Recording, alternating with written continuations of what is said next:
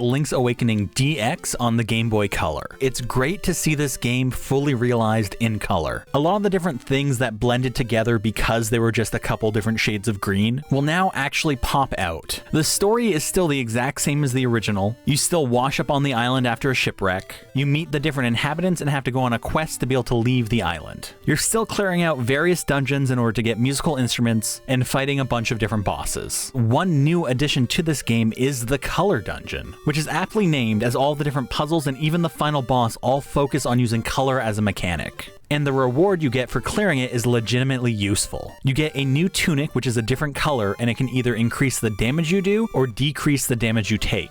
One of the other new additions to this version of the game is this mouse-like character called the Photographer. If you interact with the right characters in the right locations, this mouse character will pop up and a photo will be snapped of that moment. If you have a Game Boy printer, you can actually print them all out. The small cutscenes that you get that culminate in a photograph being taken were a really good addition to this game. They fleshed out a lot of the characters to a degree that wasn't present in the original. The various characters that you interact with can actually be found at a bunch of different places on the map depending on what's going on with the story. This really helped the world feel lived in and like you're actually just a traveler passing through while all of these characters are out there living their lives. By the time I got to the end of the game and had to wake the windfish, it made me legitimately feel a little sad. I knew that because of my actions, they were all going to disappear entirely, and I had grown to really like a lot of these characters. So all that being said, this game does still carry forward a lot of the same issues that the original had. There's still a lot of time spent in menu swapping items, and all of the item management can get pretty tedious. While the overall music for this game is really great, one thing that did get on my nerves is the music that plays when you get a power-up.